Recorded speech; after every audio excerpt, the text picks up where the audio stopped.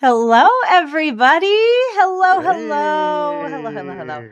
Okay, y'all, thank you so much for being here. It has been a hot minute since we have streamed. It was not 2 days ago Sunday, but the Sunday before, I believe, was the last time you saw our faces on stream, and so we understand how important this is. So we needed to choose a really great set tonight, and so we have some Bloomburrow 1v1 sealed on deck for you all tonight.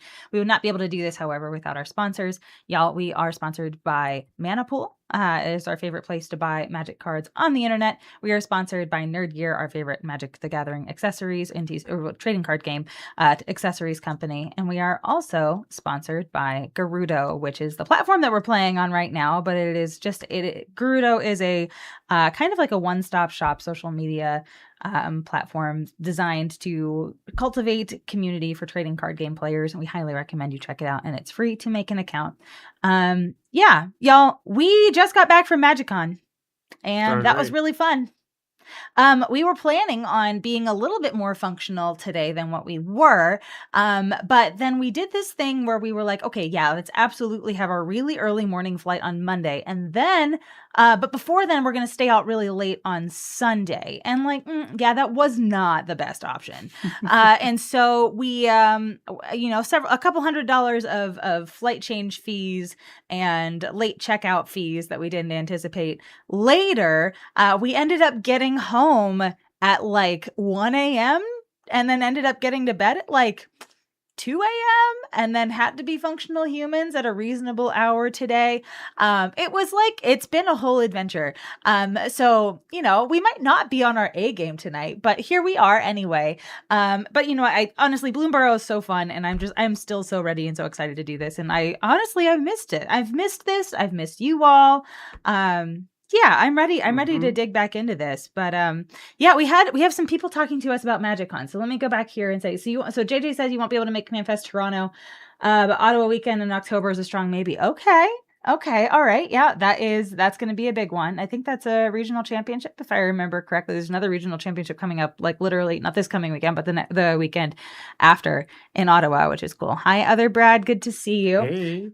So JJ, you had mentioned having some questions about or wanting to talk to us about Vegas. We are happy to do that. But what we're going to do tonight, though, so we'll do like the Vegas Q&A part of the show.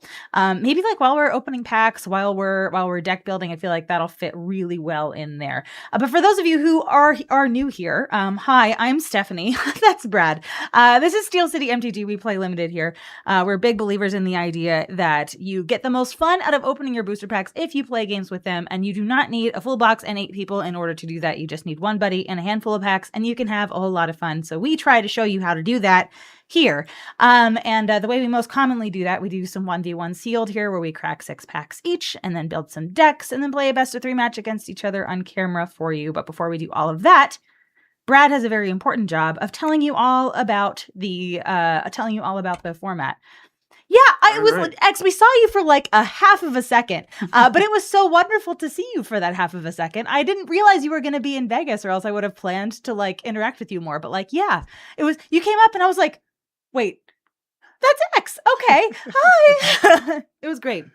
But anyway, yes. So yes, we're going to have some Professor Brad time. He's going to tell us a little bit about the limited format that we're going to be playing tonight.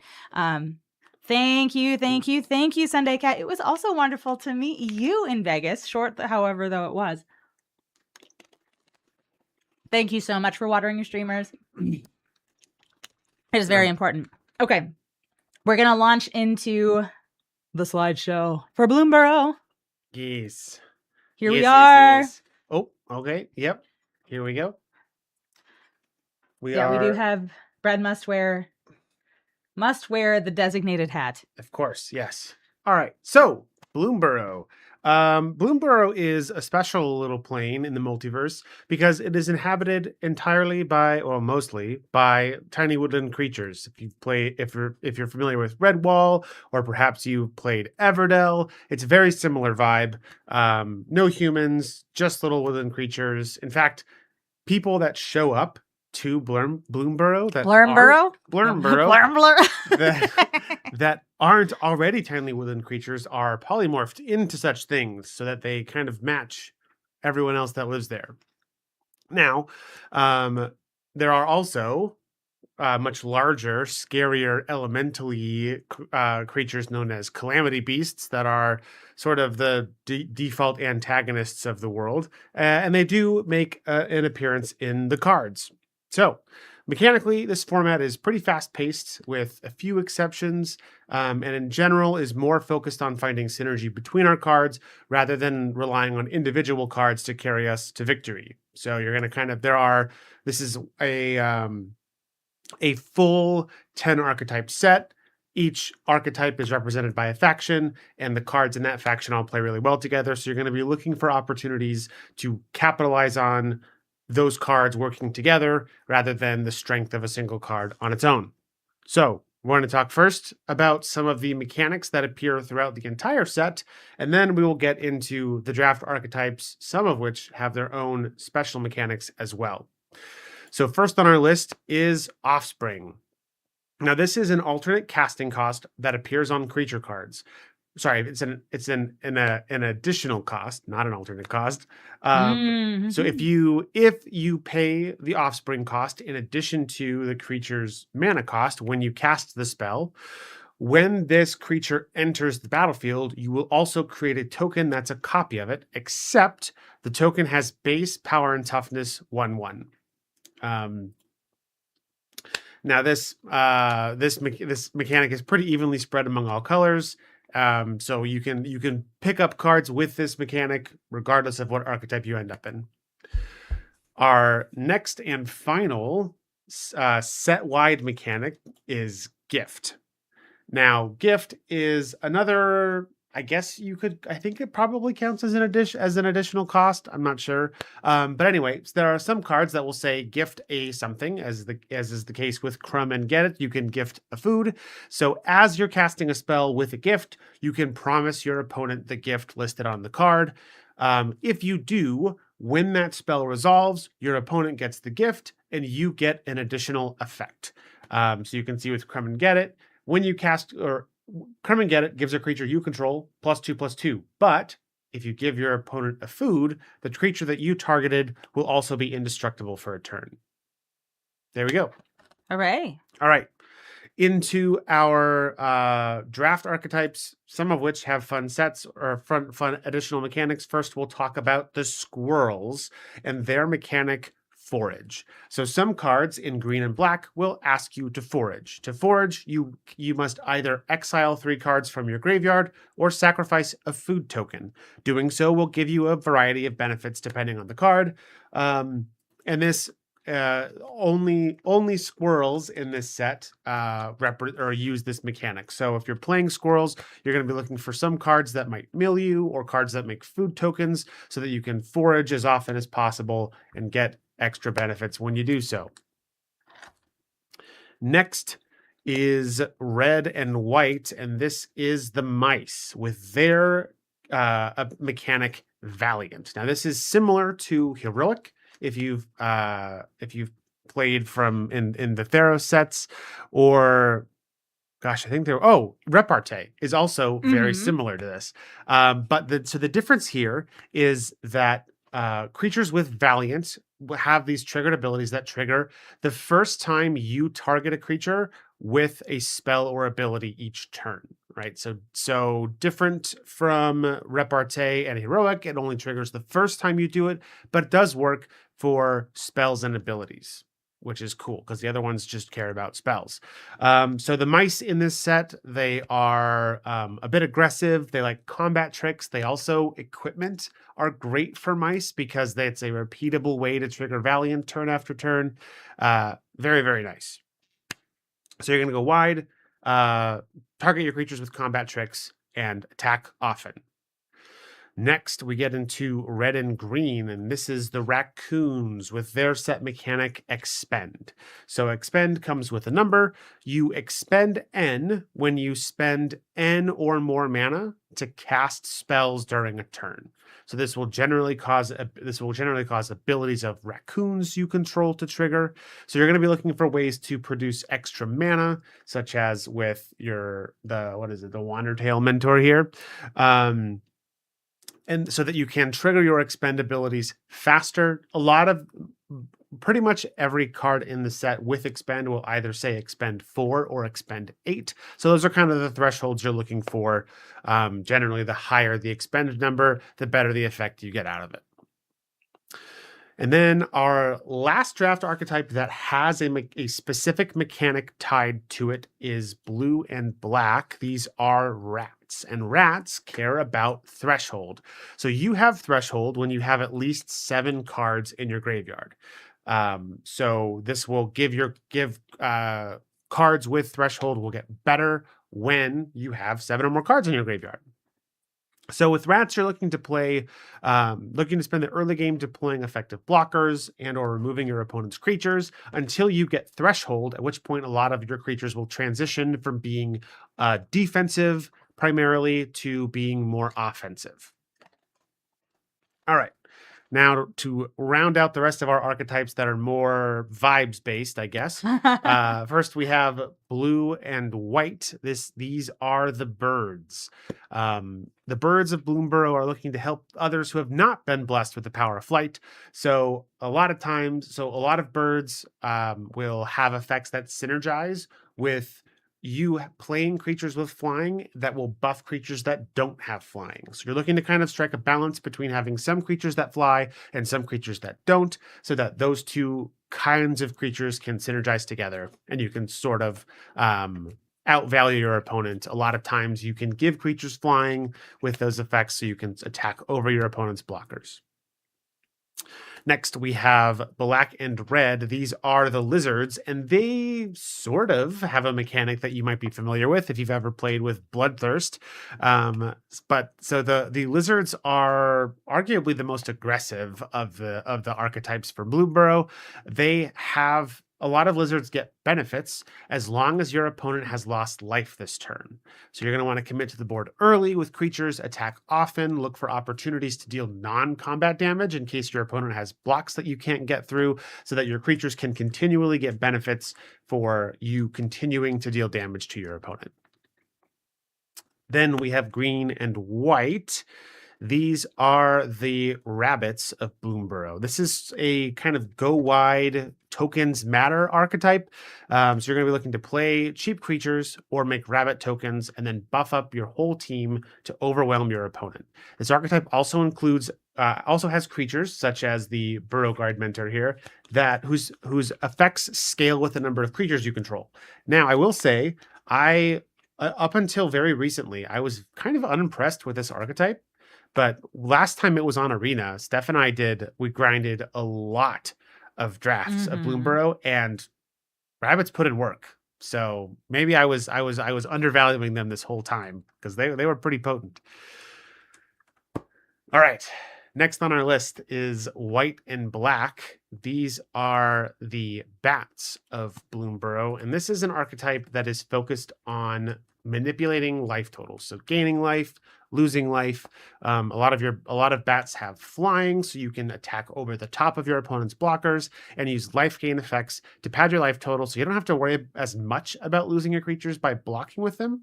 There are also some effects. Some bats will have effects that get better if you have lost life in a turn. So if you have some opportunities to both gain life as well as find some effects that let you spend your life to get other benefits, you can really maximize the effectiveness of this strategy. Next is blue and red with otters. If you have been playing standard, these little goobers are everywhere. So otters get powered up when you cast non-creature spells. So you're going to look to spend the early game getting a few of them on the board, and then using non-creature spells in the mid to late game to draw cards, deal damage to your opponents, remove your opponent's creatures, and just sort of compound on this non-creature-y value town. And then last and certainly not least is the frogs. Steph likes these. I like frogs. I also like these in this format too. They're pretty good. Frogs synergize with blink effects and bounce effects. So things that exile a creature, then return to the battlefield, or return a creature to its owner's hand. You'll notice that there are a lot of frogs have powerful ETBs that will lock down your opponent's creatures or draw you cards. And some frogs will have synergies with when your creatures leave the battlefield, if assuming they didn't die. So that's like synergizing with blinking them or bouncing them so that you can reuse this value over and over again. This is definitely one of the slower archetypes, but if you can sort of stabilize and survive your opponent's initial attack, there's no way they are going to be able to outvalue you in the late game.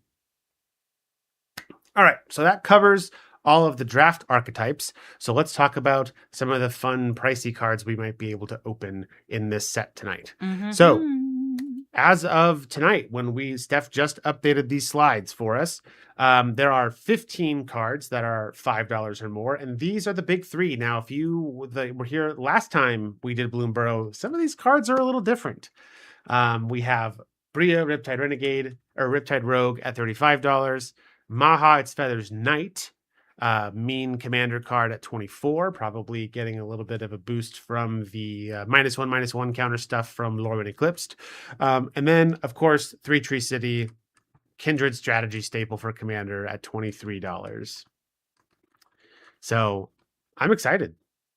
All right. I'm excited too. Bloomburrow is great, honestly. Like, yeah, I am incredibly stoked for this. Let me see here. Let me get back to the 1v1 sealed. Perfect. Yeah, I'm pretty stoked for this. I didn't appreciate Bloomburrow, I don't think, in its entirety until there was like a weekend of Bloomburrow grinding that we did. And it was just in the drought that was TMNT. Right, but we were so thirsty for anything that wasn't turtles. We were like, okay, we're just going to play as much of this as we possibly can. We must send data to Wizards. Also, we just wanted to play Arena and felt like we couldn't for a little while unless we wanted to do turtle things. And so, but yeah, the Bloomburrow, we had a ton of fun with it. We did the Arena Direct thing. We ended up, because you could do Arena Direct for like up to 2 Japanese booster boxes of Bloomburrow, which is cool, except neither of us can read Japanese. And also, you don't get refunded on your gems and you don't get like arena packs if you go for the physical prizes.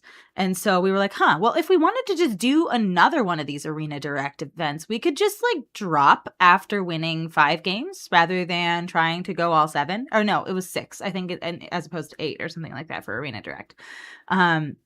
Regardless, it was too short of what we needed to, and so we went like 5-0 or 6-0 or whatever it was, and then we just dropped from the event. It was great. It was Give us back the gems, please. Yeah. We got our stuff refunded and just kept playing. It was good. I think Bria is the starter deck exclusive card. Really? Is she really? I'm tempted to believe Quinn. I don't know for sure. If that is the case, though. Then I searched set BLB. Yeah, I think they do that though. Like they'll like when they do like starter deck exclusive stuff or like special printings, they'll sometimes it'll just have the same set code. Okay, well maybe I messed that up then. But Bria is worth a lot of money. Yeah. But if that is the case, then the next card we'll be looking for after Three Tree City is Lumra, Bellow of the Woods, $21 or $22. Yeah. So they're all pretty close. Yeah. They're all pretty close, except for I guess Bria. But yeah, amazing. All right. I would like to begin opening some booster packs. How do you feel about that? Do you feel good about that? I feel good about it. Okay. Let's do that. I think at this point, y'all, I know some of y'all had some questions about Las Vegas. We are happy to answer those for you. Or I don't know, we'll probably just yap about it anyway, because that's us. Also, hi, Alex. It's good to see you. Brad has his sweatshirt back. How exciting. All right, let's crack some packs here.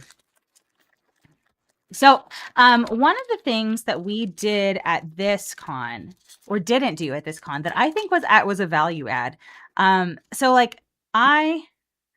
Alex had told us before at a previous event that he wanted to get a picture in Brad's sweatshirt, and we didn't do it at that event. And so at this event, we had Alex take a picture in Brad's sweatshirt, and we pretended like he stole it. It was a whole thing. But yeah, Anyway, but Brad has his sweatshirt back. It's very nice. But anyway, so one of the things that we did differently at this event, and we have done at events historically, is if you've never been to a Magic Con or a Magic like event, like a convention style event before, a lot of times players will play in nearby hotel lobbies after convention hours, and it has started to become known as LobbyCon, which is like you just find any available flat surface and play Magic on it after con hours, right?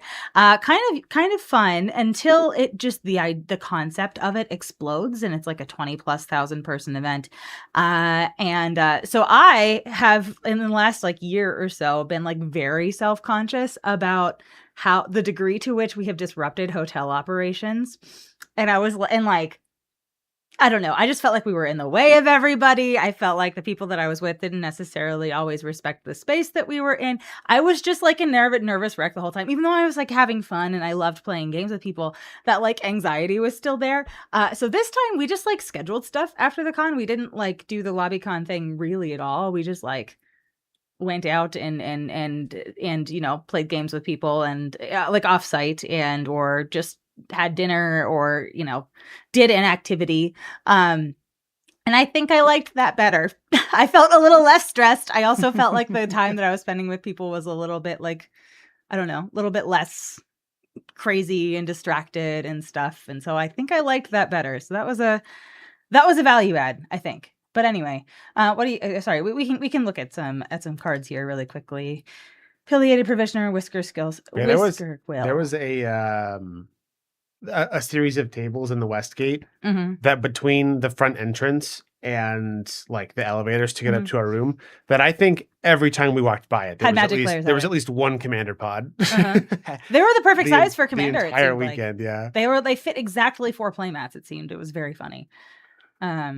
Sticky Sung Sentinel. Okay. High Stride. I do like the spontaneous untap. I don't find that I have room for it in the list very often, though. And I don't know, maybe that's a mistake, but yeah. You like the Clifftop Lookout. I like the Clifftop Lookout. That's a good card. So a funny thing. So you may notice a trend-ish. I think they may have kind of stopped doing it as much. But there was a period of time where standard sets would have, rather than effects that let you search your library for a land, it would just be like reveal cards until you find a land. Because Wizards was trying to de-emphasize shuffling for a while. They were like, it's kind of disruptive, and we're gonna see if there's ways that we can get around forcing people to shuffle for effects like this. And so that's Clifftop Retreat or Clifftop Lookout here. Very nice.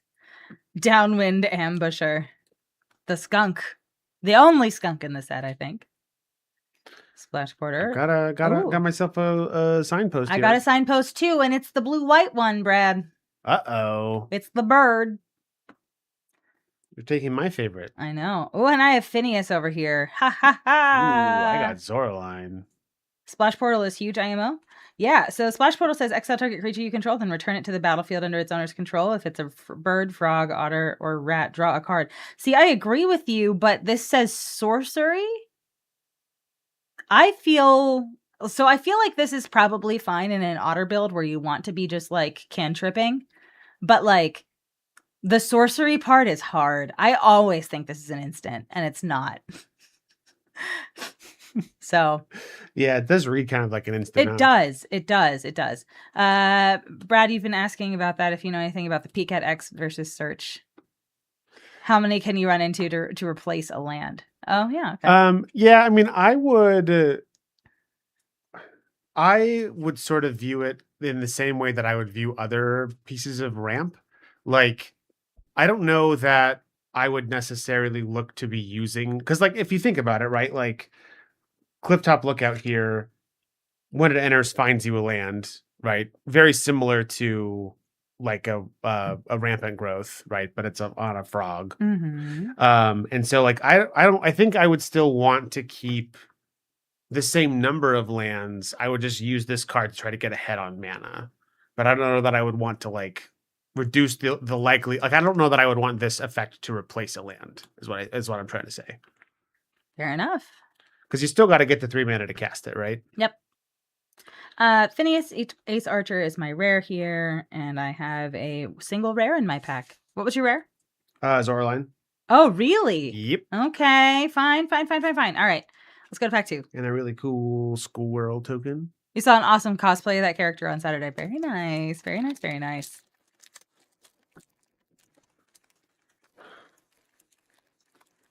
I'm so ready. I'm not. I'm bad at booster packs. Are you, though? Ta-da! All right. Oh, heckin' Wimdy. Heckin' Wimdy. Sonar Strike. Glide Dive Duo. I like this card a lot. ETBs, each opponent loses 2 life and you gain 2 life. I found that this was relevant when we were doing our drafting. Are you sure that's not a Sneering Shade Rider, Steph? Oh my gosh, it totally is the exact same thing as Sneering Shade Rider. It's the same card. It's the literal same card. So yeah, there's not a standard deck here, but in case you want to play all 5 drops that do the same thing, you have 8 there you go. 8 things that you could, yeah. Yep. Blinking the Lizard that makes the opponent discard makes your neurons come. Oh, okay, sure. Yeah, that's fair. Oh, yeah. That's very fair. I do always think that it's an instant, though. So maybe that's just a personal failing of mine for just not being able to read. But yeah. Seed Pod Squire. I like this one. That's good common. War Squeak. All right, into our uncommons here. Curious Forager. That's nice. Mm-hmm. Okay, very nice. Ooh, Hunter's Talent. I like Hunter's Talent. Nice. The talents are fun. Castrol. Bird. I want that one. I'm sure you do. Stormwatch Mentor. Okay. Iridescent Vine Lasher is my rare here. I like this one. That's a good one. I like little tiny dudes that go fast. I like the go fasters. Important of Calamity. Ooh, I have a 2 rare pack. Look at that. Now, I don't know that I'm running this in limited, but I think Portent of Calamity is kind of fun. Reveal the top X cards of your library. For each card type, you may exile a type or exile a card of that type from among them. Put the rest into your graveyard. You may cast a spell from among the exiled cards without paying its mana cost if you exiled 4 or more cards this way. Then put the rest of the exiled cards in your hand. Oh, and you have Camellia? Yeah, I also so you just have like the queen of 3 of the different factions here. Queen or king of the 3 I do, factions. Yeah. I've got I've got my commander set for my limited deck here. All right, well, good for you. Ooh, and a Dazzling Denial. Oh, very nice.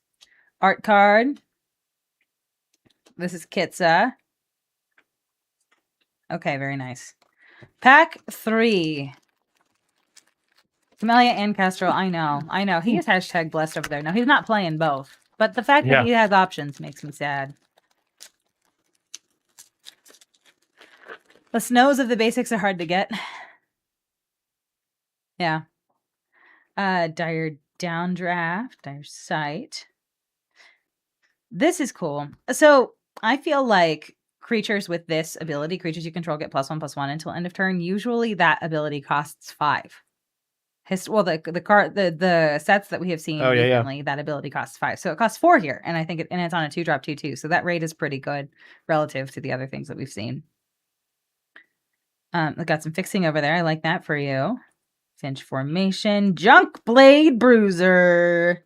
What a guy. Ooh, Pollywallop. I just really like saying that name. It's not the best card. It's like frogs aren't particularly strong, and so you walloping someone with your poly is not exactly super great a lot of the time. It does say deals twice the amount, but just the name Pollywallop is great. I like it.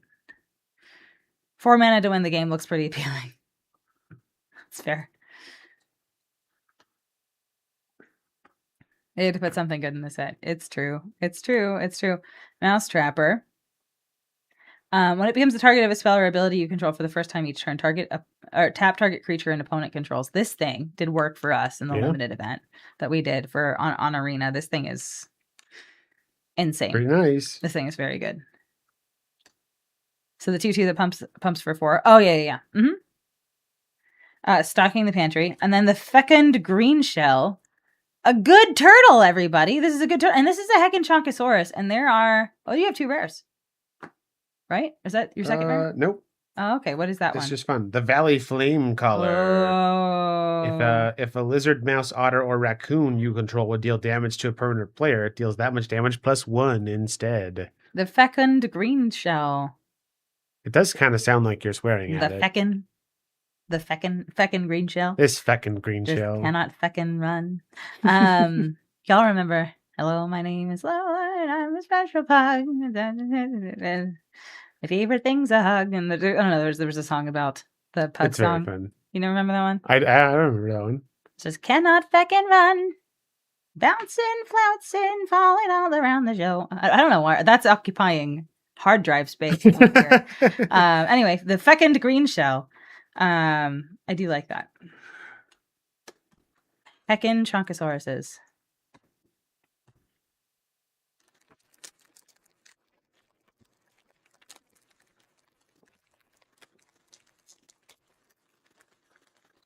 Eeh. All right, carrot cake. Conduct electricity. The bark form harvester. Another thing that we learned about this format is these, like, there are 2 changelings, I think, in the set. And they are useful. They are more useful than what we thought they were. Because sometimes you end up like kind of mashing to get 2 guilds together or 2 factions together. And it can kind of be difficult to hit the things that you want to hit. But yeah, having something that is 2 things is nice. Jen and Donnie, you're opening foundations and there were cats. Oh, I see. Fair enough. Well, we're glad you're here now. Understand. We are glad that you are here. It's good to see you.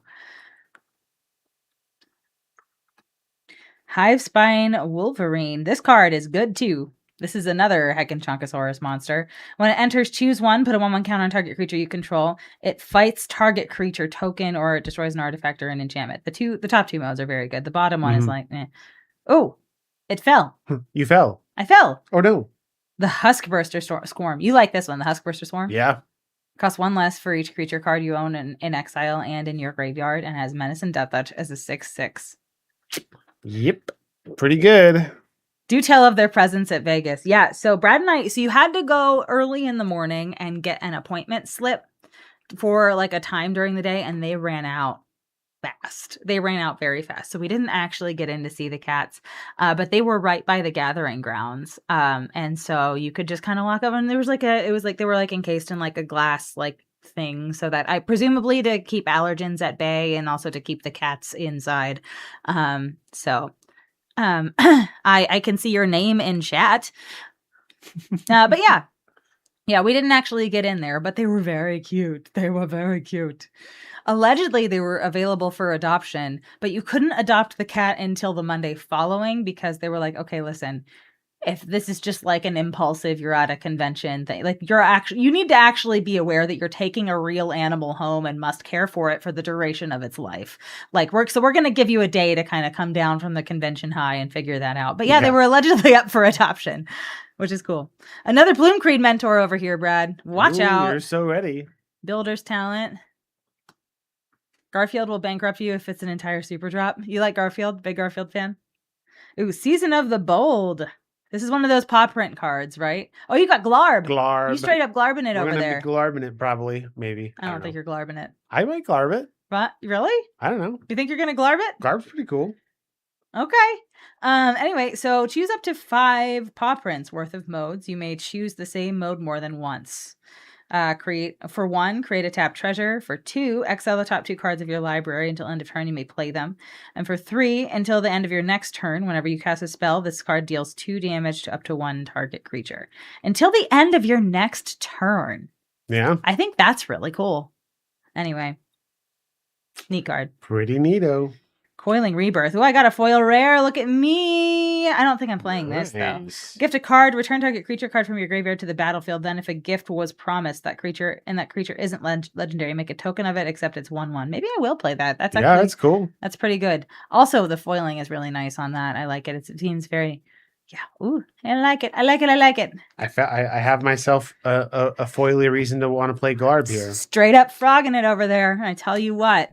Ooh, and another fun squirrel token. I really like this squirrel token. You like the seasons? They tried this with Pick Your Poison playtest cards, which is nothing like Pick Your Poison real card. But yeah, here we are. Exactly. Yeah, but I do like that they playtest things, and then you can see them become real if you stick around long enough. They did that with like Enchantment Ties, I think, as well. Horan Elder, Finch Formation, Spark Shooter, Mind Drill Assailant.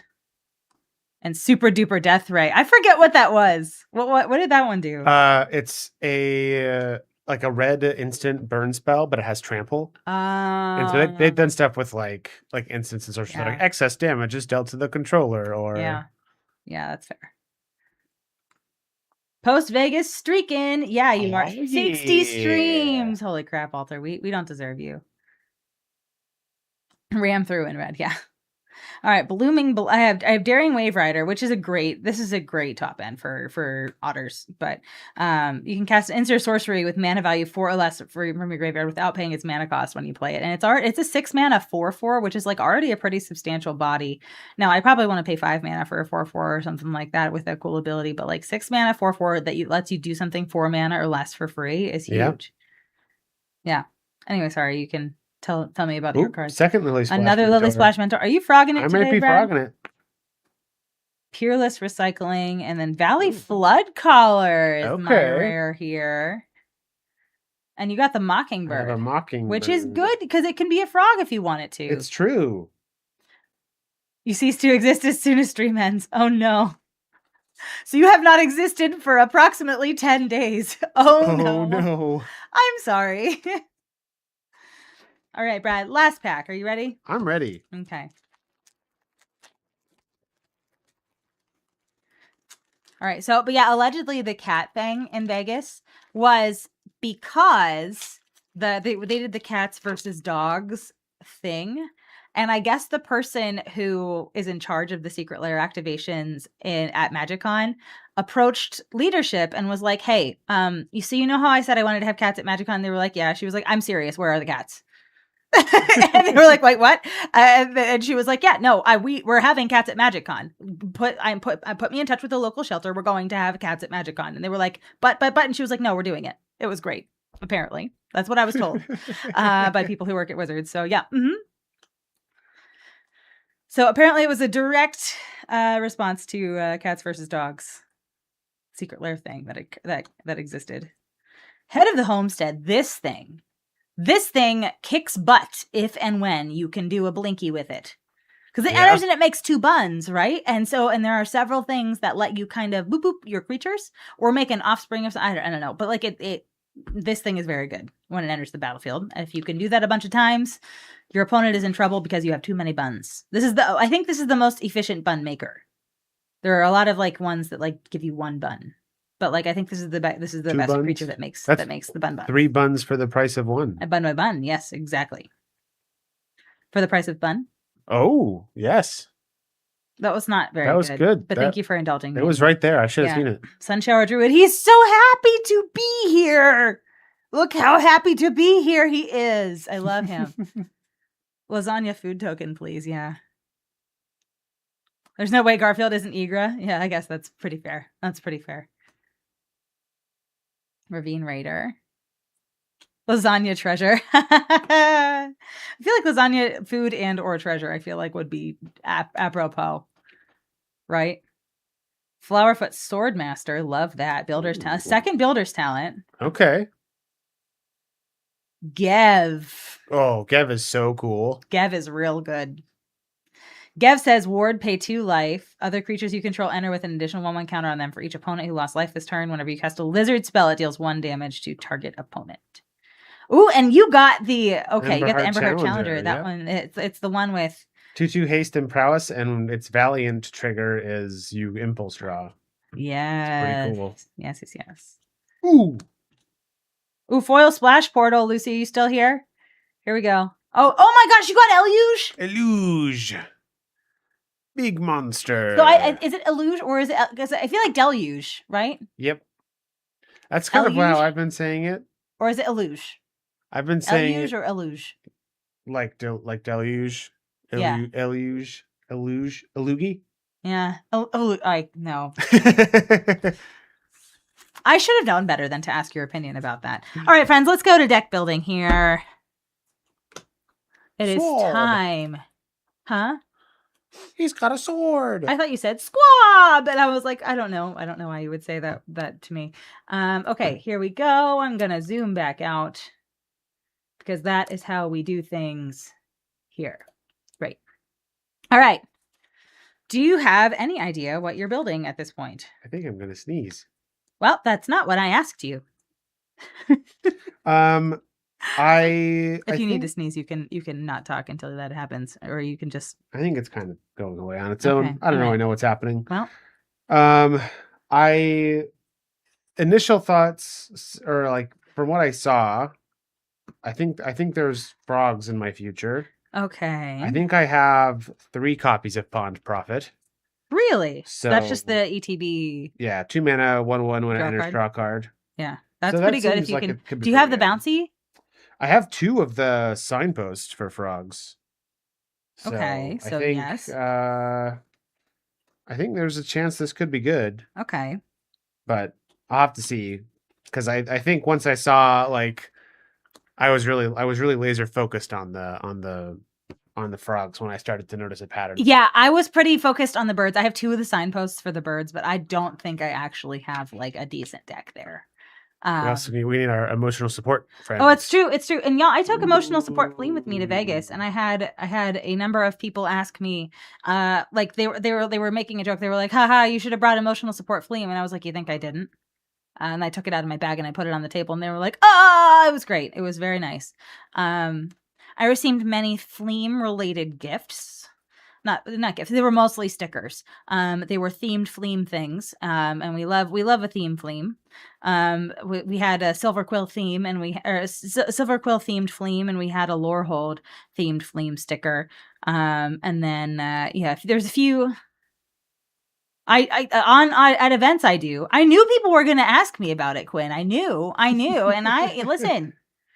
I know how weird y'all are. I came fully prepared to engage with it.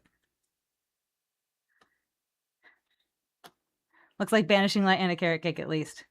You want to see my builder's talent? Okay. You don't recall the pieces, so it's more likely Gev stuff. Yeah. So builder's talent, for those of you who don't know. So first thing is just ETBs makes a wall. Level 2 is when one or more permanents, when one or more non-creature, non-land permanents you control enter, put a 1/1 counter on target creature you control. And then level 3 is 5 mana, and it says when this class becomes level 3, return target non-creature, non-land permanent from your graveyard to the battlefield. So, I could do some fun stuff with that maybe. I just don't know. I don't know quite what that looks like yet. I need to see, because I think I'm kind of spread pretty thin here in terms of like where my good stuff is concentrated. I think it's kind of spread out, and I'm a little worried about it. So we're gonna see. I do like this Coiling Rebirth though. I do. Really cool card. I do like the Coiling Rebirth. I do like the Season of the Bold. Yeah. We're gonna see what we got going on here, but yeah. I think my black and my red creatures are pretty good. I do have the tower, the fecund green shell. I'm gonna be like self-conscious about how I say that all night.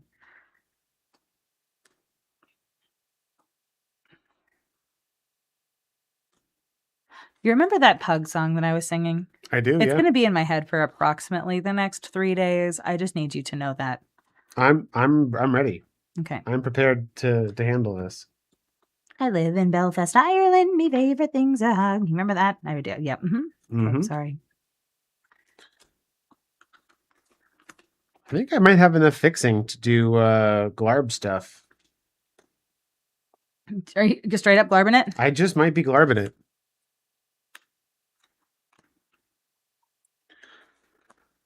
I don't know.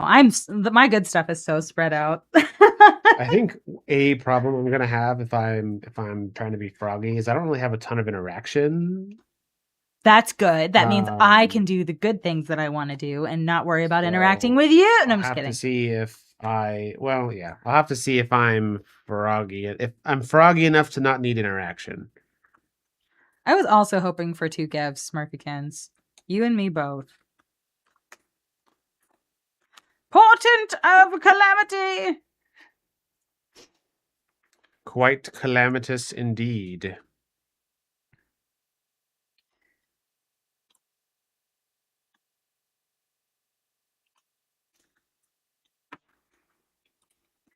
I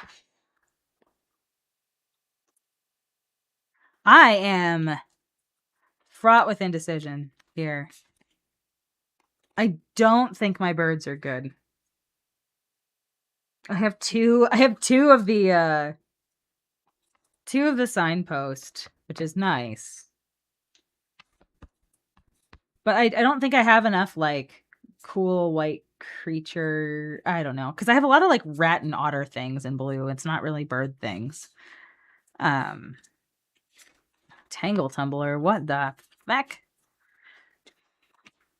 What the fecund? What the I cannot feck and run. I cannot feck and run.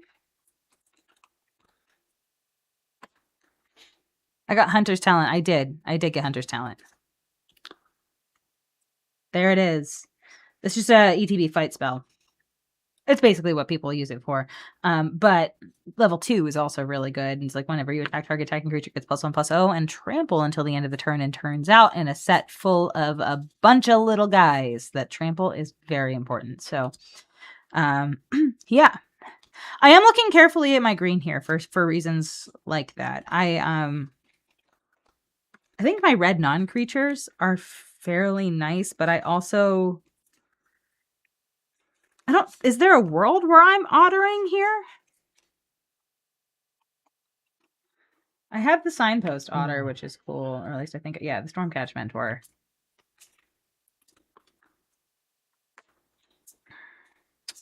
And then maybe...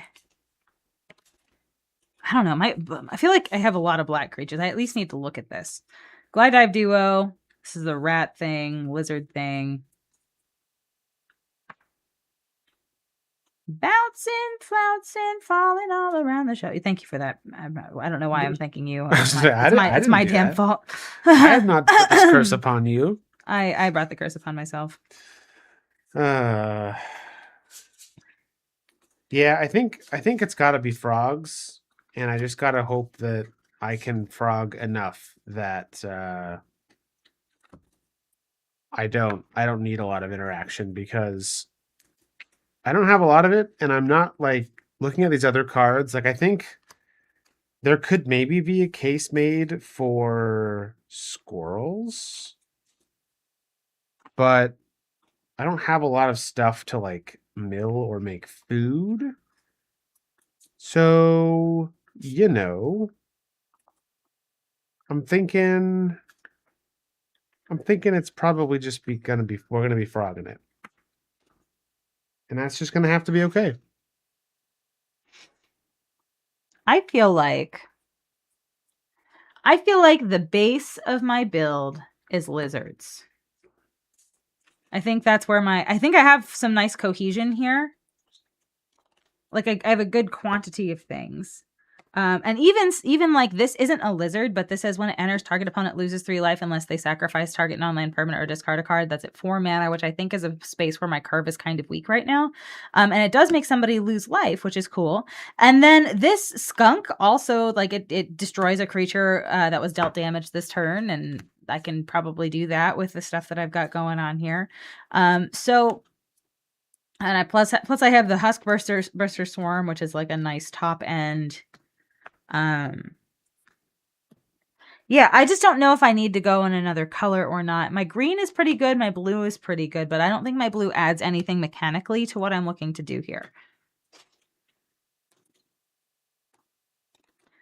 So I do think I'm out of blue, and I do think I'm out of white. So I'm going to remove those from consideration here. I cannot fucking run. Oh gosh. All right, Stormcatch Mentor. Okay. Okay. I think we're going to try to just go red-black here, and we're going to see if that lines up. But I think there's a world that exists where I might go green too.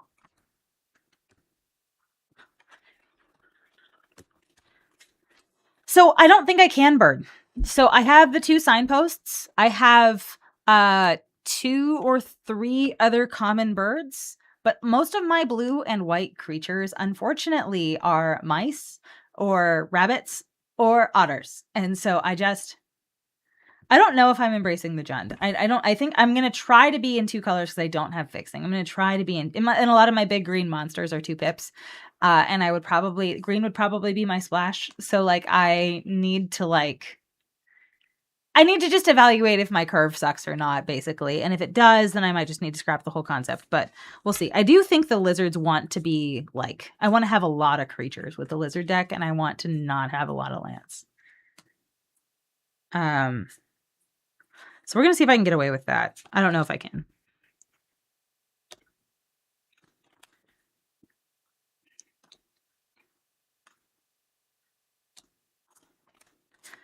I live in Belfast, Ireland. My favorite things are hard. Oh my gosh, that has awakened something in me. All right. So we've got 1, 2, 3, 4, 5, 6, 7, 8, 9. We probably want like 16 or 17 creatures or something like that. Brad's plan, frog hard till he croaks. Yep. I do think I like that. I like this. All right. I don't know if this is good, but I am going to be frogging with a light splash of bird. With a light splash of bird. Yep. We're going to be mostly frogs. I've got 1, 2, 3, 4 birds. I have a rat. I have a rabbit. And I have a mole. There we go. All right. 17. And that's just going to have to be good enough. A light splash. I suppose 19, birds 20. are. I mean, there we go. 21. Do you have a bird deck light? Should you have a bird deck light? 22. I think we might be onto something here. Oh, farts. 23. I'll be right back, chat. What did you forget? Our limited kits are still in our suitcases. Oh, BRB. you just want to bring down just new packs of sleeves that are on the dining room table.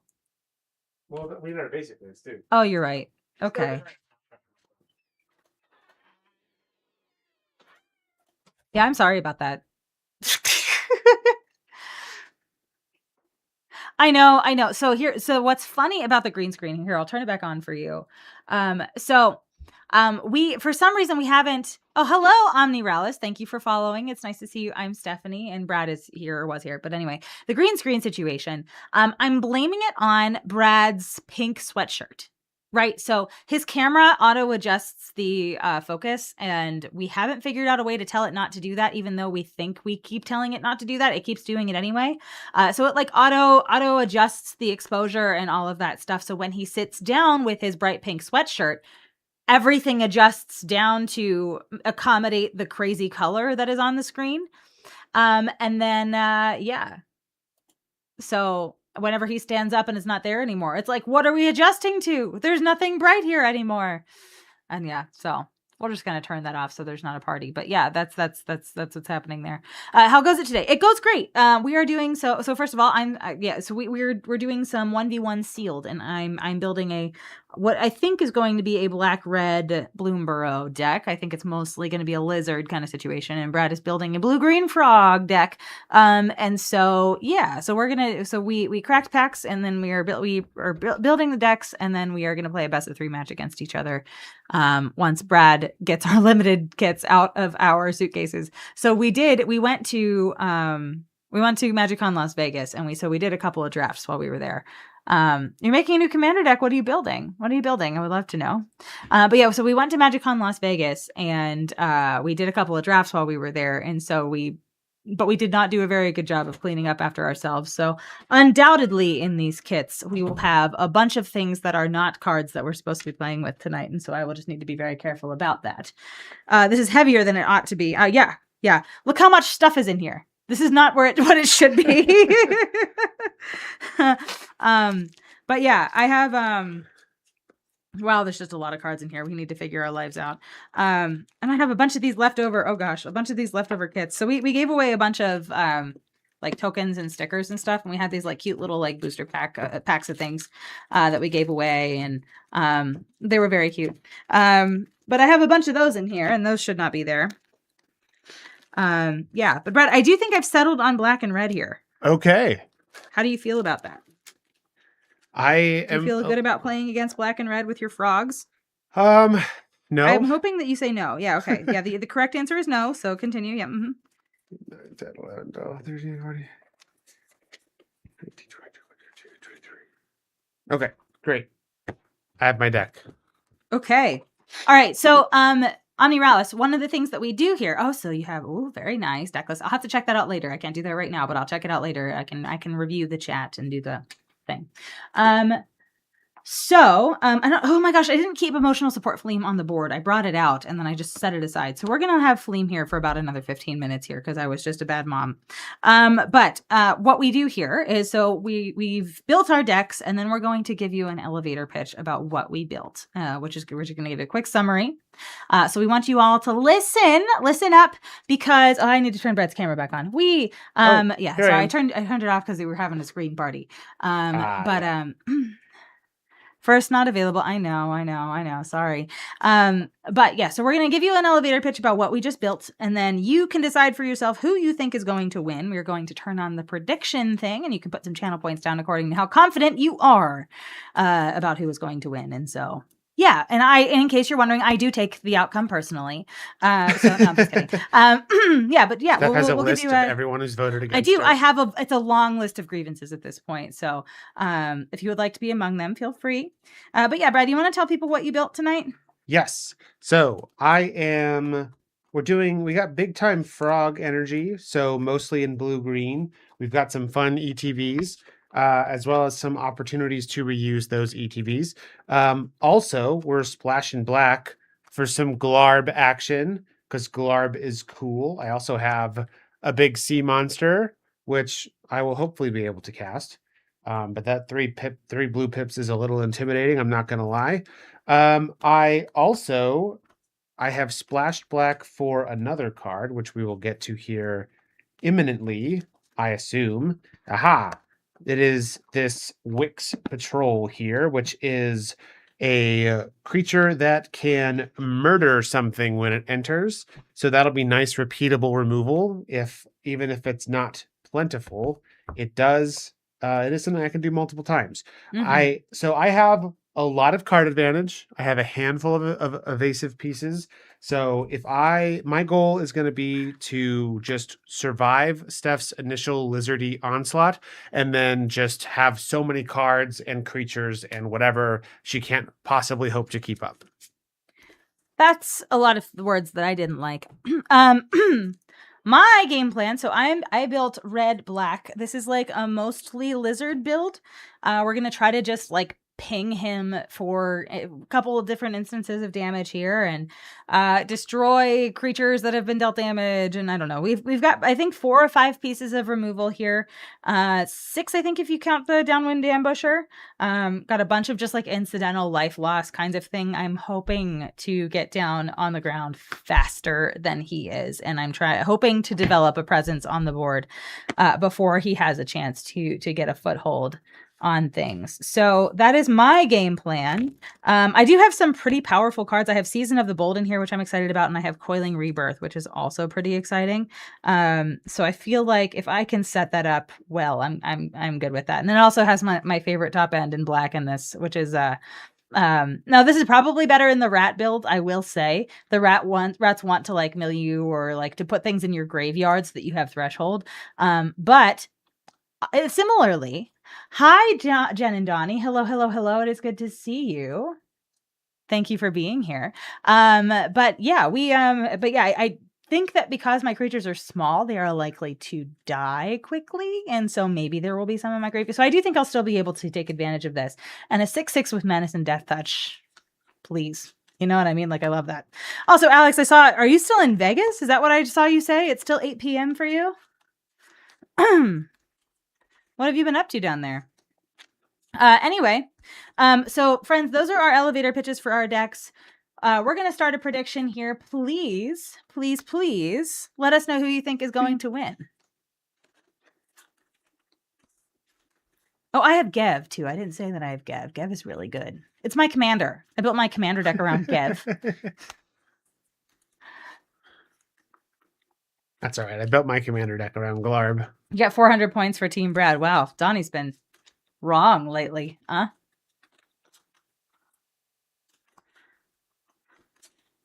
Donnie just doesn't vote half-heartedly. He bets the farm every Yeah. time. So how many points Donnie has is directly dependent on whether or not I won the last time.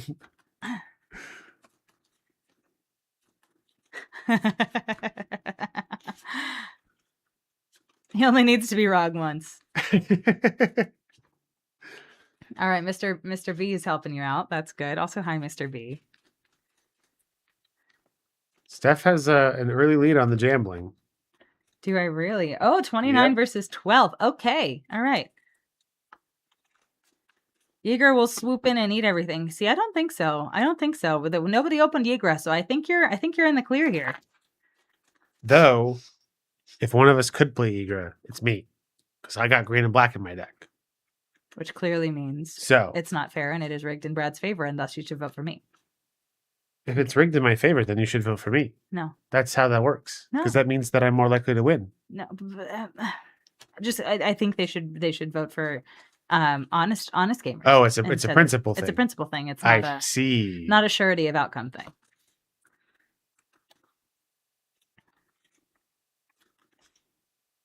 One of the stickers that we gave away, or the two of the stickers, I guess, that we gave away this time are Team Brad and Team Steph stickers, which seems probably weird to people who don't watch our Twitch stream, but people that do know, they know.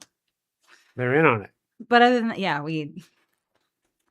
so we gave Team Brad and Team Steph stickers, and they were like, "What is this little globe symbol that is on it?" And we tried to explain, and we just couldn't. They just got to come hang out. Then they'll know. Despite apes not being in Bloomburrow, it's true. It's true. We are kind of apeless, aren't we? It does kind of seem like a little bit of an oversight, huh? It does. It does.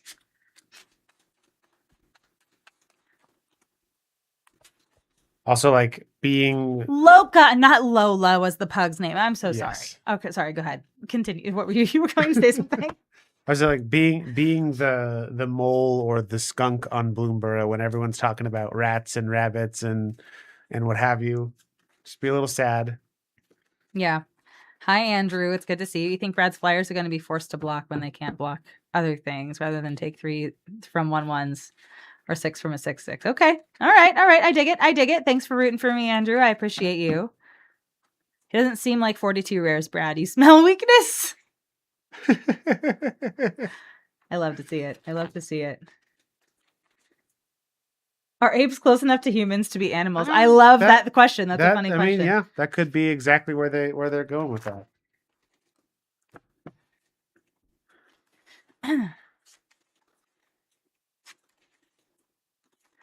You'll be forever sad that you missed out on Mouse Johnny. Oh no.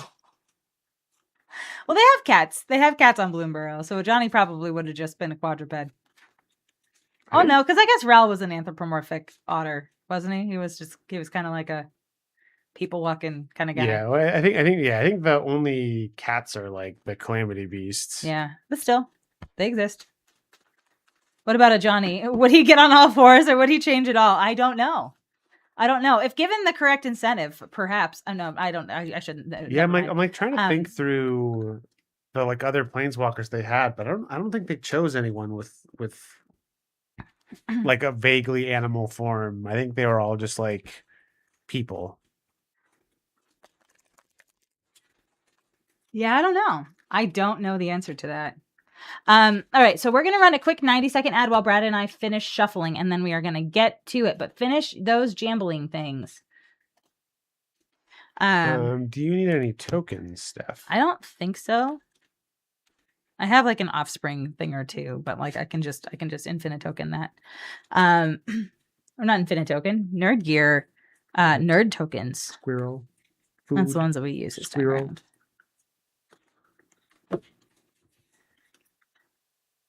Hello, my name is Loca, and I am a special pug. All right, Brad, where did we leave off for the jambling? Yeah, gambling is 64% in favor of Steph. Oh, 36% for wow. Brad. They do love me. They do love me. Okay, now time for me to not let you down. Yes. Okay, y'all. So, one of the things that we did, so in Vegas, we got some creator like swag and stuff. They gave us some collector packs, which was awesome, but we can't draft those. And then they gave us some packs of Strixhaven, which is great. And then they also gave us some packs of turtles, which we were like, we already have too many of those and we don't want more. So we were very savvy. We were very savvy. We opened the collector packs and we flipped the cards that were worth money from them at a vendor, acquired Bloomburrow packs. And we also traded in our Teenage Mutant Ninja Turtle packs also for store credit to get more Bloomburrow packs. And it was great. We felt really good about it. I think we paid $7 for a total of 12, 7 real people dollars for a total of 12 Bloomburrow packs. We could pie out collector boosters. And who's to say we didn't? No, we didn't. But we opened the silver foil or the silver whatever version silver foil. scroll. Yeah, silver scroll. That's one of Culling Ritual, and it was like $35. That was kind of nice. We like that. That was good.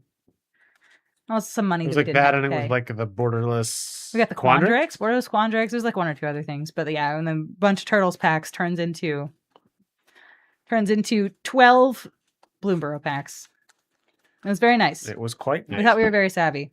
So we did that, and then we ended up with, just from like things throughout the weekend, we ended up with 12 Strixhaven packs. So that's nice. We have 12 more Strixhaven packs, and we're very excied about. It's like your $12 pack plateau at Packs You. Exactly, nice. Exactly. And then we went to a game store with actually Abe Stecki in chat over there, and a few of our friends that we know from home. There's a game store in town that one of our friends really likes, and we went there and hung out for the day. And so we bought some booster packs there. We ended up getting 12 Edge of Eternity booster packs. Mm-hmm. So we have like a couple. We've got some cool stuff. We've got some cool stuff in formats that we like that don't have very many turtles in them. All right, Fleem, your emotional support duties have concluded. Thank you for your time. All right, Brad. I would like to roll to see who goes first. Would you like to roll to see who goes first? Let's do it. Let's roll the big chonker. Yeah. Oh, it was almost a 20, but it's a 14. I have an 11. What a bummer. Bammo. I'll take the play, baby. Okay, fine. Okay, fine. Okay, fine. All right. Let's see what's going on here, Brad. Are you ready? Ready to play? I'm ready to play. This is a good hand. I'm nervous about this, and I don't like it. I have 3 lands, though. I feel like I must keep. Okay. I know. I don't like it. Island. Pass. Okay. I will draw. I will play Swamp, and I will pass. Draw. I got a forest and a pond prophet. When the pond prophet enters, I draw a card. Boop. That's all. Pass. I will draw. I will play a mountain. I will pay 2. Forget. Oh, sick. I like it. It's very nice. That's Go ahead. so bad for me. I know. Go ahead. All right. Untap. We'll draw. All right. Have fun at Circus Circus. Thank you for rooting for me. Bye, friend. Okay, bye. Okay. I probably should do something about that Gev, huh? Yeah, pay some life to do it. Gev is just really good. Yep. So Gev's a 2/2. 3/2. Good enough. I am going to cast Longstock Brawl. I'm going to gift you a tapped fish. Okay. When I do, I will choose target creature I control and target creature I don't control. I'll put a +1/+1 counter on my creature, and then our creatures will fight each other. I will pay 2 life to pay the ward cost. This is my tapped fish. It's a Kitza. They're fighting each other? Yep. Okay, well, that's fine. And then I'm going to play a Fountain Port Bell. When it enters, I will search my library for a basic land and put it on top. We'll grab this swamp. I can also pay 1 and sacrifice the Fountain Port Bell to draw a card.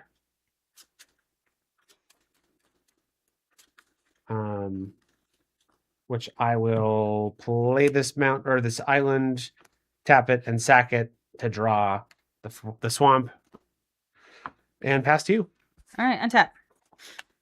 That's my 1/1 fish. I'll play a land. I'll attack you with a 1/1 fish. I will take 1 damages. And I will pay 3 for the Bark Form Harvester as a 2/3 with Changeling and Reach. And I will pass the turn. Untap and draw. I'll play that swamp.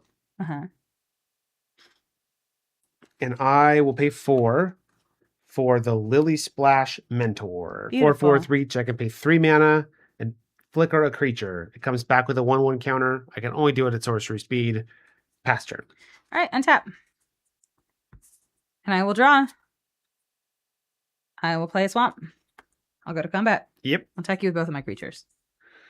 I will block your 2/1. 2/3. I'll block your 2/3. Beautiful. You'll take 1. I'll take 1. Second main. I'll pay 4 for the Downwind Ambusher. Destroy target creature an opponent controls that was dealt damage this turn. Bye-bye, Lily Splash Mentor. And it's your turn. What are the stats on your thing? It's a 4/2. 4/2. Yikes. Yikes. Draw. I am going to Glarb. All right, so this is a 2/4 with Death Touch. Yep. I can look at the top card of my library at any time. I can play lands and cast spells of mana value 4 or greater from the top of my library. I can also tap Glarb to surveil 2. I'm gonna look at this card. Bammo. Played a land. Pass to you. Untap. He is a 2/4. 2/4. Death Touch. Beautiful. I'm gonna look at the top card of my library real quick. Draw. Cool. Okay. I will play a land. And then I would like to pay 5 mana to deal 6 damage to Glarb. Sure. I'd like to go to combat and attack you for 4. Or I'm sorry, attack you for 5. Take 5. It is your turn. Oof. Hi, Greg Shaft. Good to see you. I know, Glarb just didn't even stand a chance. Listen, I told y'all I had removal. I'll play the Lily Splash Mentor and pass the turn. He's splashing some lilies. Mm-hmm. All right. I will draw. All right. I will. Toughness of that guy? 4. Okay. I will pay 5. We're going to do that same thing again, but different. Yikes. 5 damage. Take 5. It's your turn. Wow. Yeah, we had a great MagicCon. We were just talking about it. We got back later than what we thought we were going to. We initially had a Monday morning, like very early flight. We would have had to been at the airport by like 7 or something. It was like not a wise decision to book that. But I was like, oh no. We want an early flight because it's like going back home across the country the wrong way. You're losing a lot of time. And so it ends up being really late in the day and you feel like the whole day is gone if you don't leave really early. Turns out that's a mistake because we went out on Sunday night to celebrate the end of MagicCon and stuff. And we were not in good enough shape to fly out that morning. So a couple $100 later and change fees and unexpected late checkout fees. We fixed our mistake, but at cost to us. Yeah. So we ended up not getting home until like 1 a.m., 2 a.m. today. So yeah. But we've learned a valuable lesson. Learned a valuable lesson. Oh, you have so many buns. Yes, I've played the Head of the Homestead. It is a 5 mana 3/2. When it enters, I make 2 buns. Pretend this squirrel is actually a bun. Okay. That is all. I'll pass. Okay. Untap. And those buns are 1/1s? They're 1/1s. 1/1 buns? 1/1 buns. All right, I will draw. I will.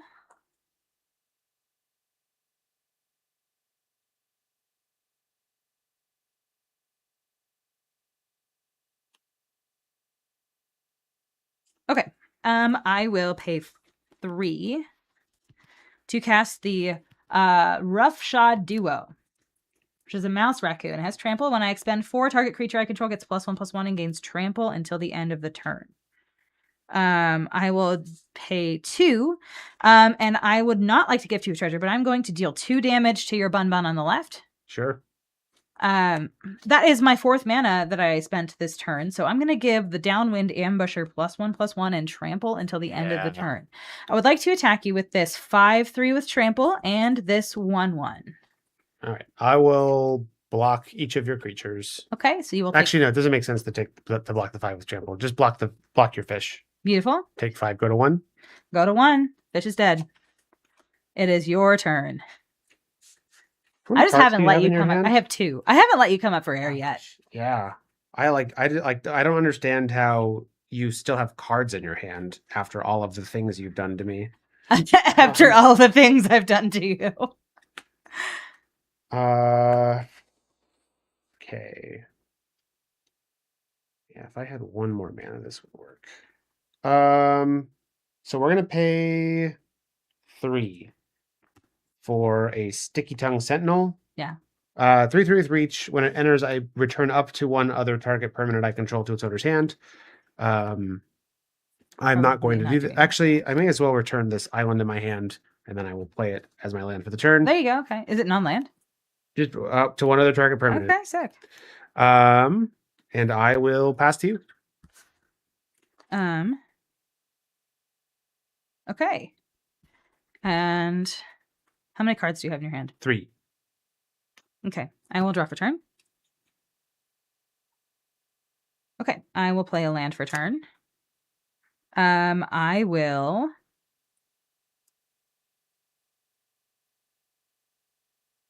pay 4 to cast the Thornplate Intimidator.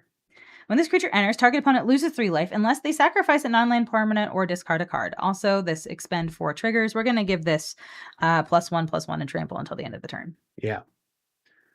I will discard Wix Patrol. Okay. And then I'm going to go to combat. I'm going to attack you with this 3/2 with trample and this 5/3 with trample. I don't think you get out of that one. 3/2 and 5/2, huh? 3/2 and 5/3. 5/3. All right. Mr. Bevers, Brad, your life total. I know, bud. I know. I'm gonna cast this Plume-Creed Escort. Sure. That's a Mockingbird. What? Oh, it is a Plume-Creed Escort. Sorry, it looked like a Mockingbird. It's not, but yes. Okay, sorry. Yeah. So Plume-Creed Escort's gonna enter and give, I don't know, this guy hexproof. It's whatever. And then I am going to cast Overprotect and give Plume-Creed Escort +3/+3 trample, hexproof, and indestructible. Okay. So my Sticky Tongue Sentinel will block your 3/2. Okay. And then I have a total of 5 toughness on your other thing. Okay, so we will kill. So we'll trade these across the board for all of the things, but you will not take any damage. Yes, and Plume-Creed Escort's indestructible this turn. Beautiful. So I've got that going for me. Okay. So we have a 4/3 here, and then I'm going to pay 2 to cast the Agate Blade Assassin, which says when it attacks, you lose a life and I gain a life. Yep. You have another turn. Go ahead. Draw. Drew land. Next game. All right. We got there, Team Steph. We got there. I did not let you come up for air that entire game. I had that Overprotect in my hand since like the beginning of the game. Yeah. And I just never had a time where I could cast a creature to block and have Overprotect to protect myself from removal. Yeah. I felt good about that. I did. I think well, granted, I think I drew perfectly. And I think I played everything on curve the way I wanted to. There was not a time when I drew something and I was like, that's inconvenient. I was like, everything is good all of the time. And so I think I just got a little bit lucky. Here's hoping. Huh? So here's hoping. Yeah. Like there were several turns there where like if I could have kept a creature, I was set. But you just like always had removal. And it was, you had your good And- creatures too. You yeah. had two. I saw both of your signposts. I saw Glarb. Mhm. I saw your ETB guy that enters and draws a card. So if you could have memed on that, it would have been so good for you.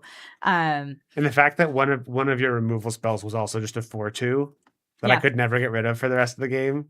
The skunk is good. The skunk is good. And like, honestly, that attack, it felt kind of bad because I knew you were going to block the 2/3, but I also knew if I only attacked with the 1/1, you were not going to block. I wanted to, like, in your mind be like, okay, she just wants to deal damage to me. Exactly what I was thinking. Yes. And so, but I didn't think that would have been enough incentive for you to block and kill the fish. Maybe, I don't know. Maybe I miscalculated that and I probably could have kept my 2/3, but like, I was like, I just need him to think that that's what I'm trying to do here and to not have any regard for the well-being of his creature. Hard to breathe. Yes. Is there anyone out there? Because it's getting harder and harder to breathe. All right. I'm going to go first again, and we're going to see if it goes better this time.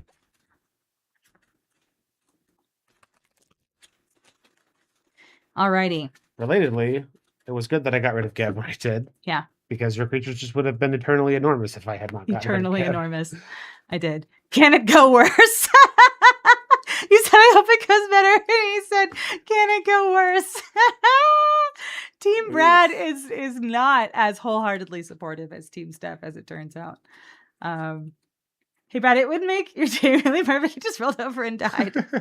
I appreciate that she is taking that out of my book. I feel like that's a Stephanieism, and I like that. Could you just, roll over and die? I will keep this. I'm going to keep mine. Okay. Forced. Do your worst. 1 mana for a Ravine Raider. Nice. Go ahead. Draw. Land. Pond. Profit. Draw a card. Okay. Pass the turn. Untap and draw. Land. I will pay 2 for the Agate Blade Assassin. Attack you with a 1/1 with Menace. Take 1. Go ahead. Beep. Untap and draw. Play land. Let's play a Finch formation. 2/2 flying. It has offspring that I did not pay. When it enters, target pawn profit gets flying until end of turn, but I will not be attacking. I'm just going to pass. Mr. B isn't on the Donnie side of delusional. He acknowledges reality. All right, so your stats are 2/2 and 1/1. 2/2 and 1/1? Yep. Okay. And draw. I will play a swamp. And I would like to go to combat. I would like to attack you with this here 1/3 and this presently 1/1 with Menace. This has an activated ability. I would like to put these 2 creatures in front of your 1/3. In front of the 1/3. Yeah. Beautiful. I would like to kill your 1/1. Okay. But this does make you lose a life and I gain a life. Where is that? Sorry. I was like, oh no. That was the first time my life total had changed all game. all evening. But I will pay 2 and we're gonna pump this one. So you're gonna take 2 this turn. Take 2. And it's your turn. All right. Untap, draw. Blame it on jet lag, but the people will know. In for 2. I'll take 2. Pass to you. All right, I will draw. Okay, I will play a land. I will attack you with a 1/1 with Menace. I got nothing. It's a 3/3. Take 3. Go ahead. Untap, draw. Land.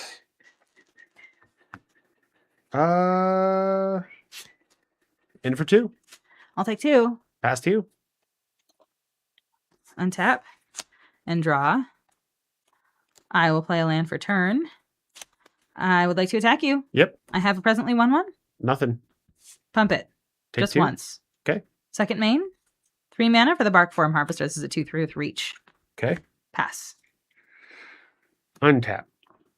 Draw. Swamp. I'm going to play Wix Patrol. So this is a 5/3. When it enters, I will mill 3 cards.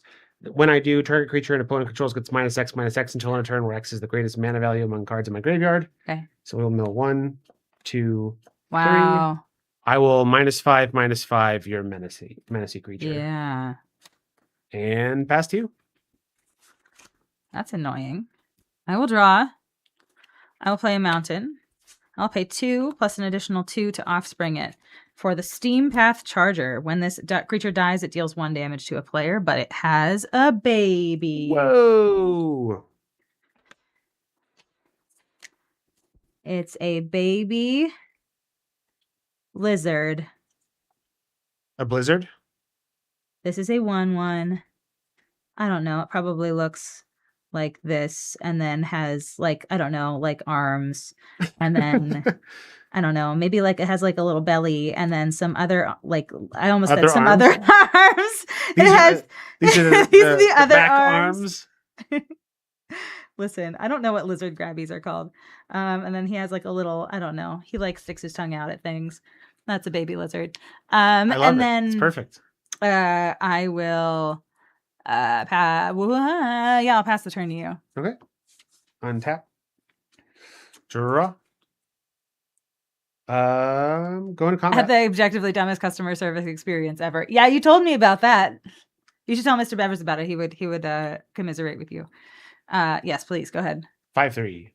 5/3, huh? Yep. I would like to block that with my 2/1 and my 1/1.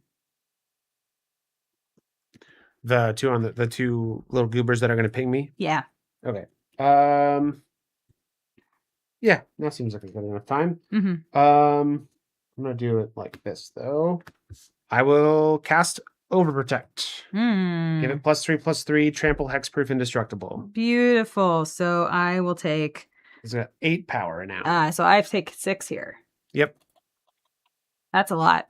These 2 things die though, and you take 2. I'll take 2.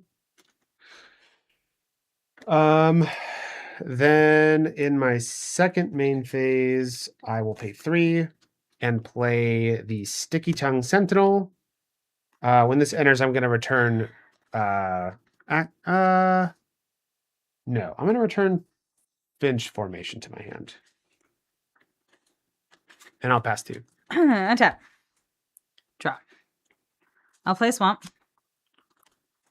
I will pay 4 for another one of those. Wow. And it's your turn. All right. Untap.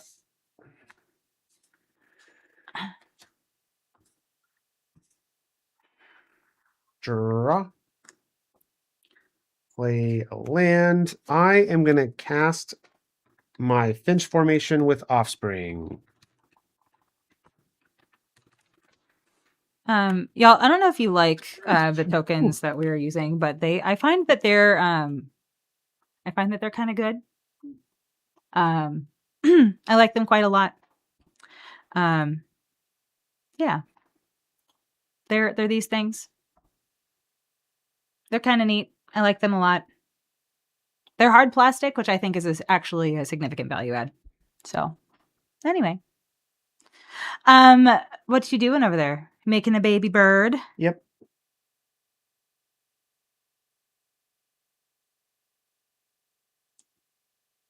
Brib. So when each of these enter, target creature I control will gain flying until end of turn. So we'll just put them here. Oh. And I've got 8 flying.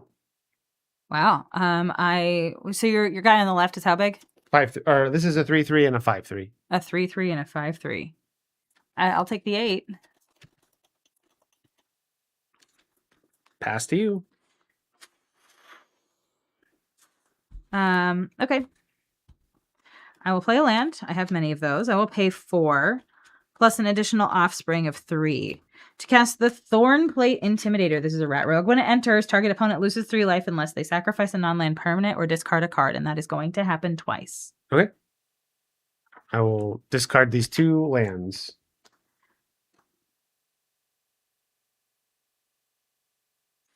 Okay. So I think I die here. But yeah, you can go ahead. I don't think I can attack you. Does your creature on the left not have reach? It does have reach, Okay. which means I think I stay alive this turn, but not by a lot. Draw. Pawn profit. I will draw a card. I should do it this way though.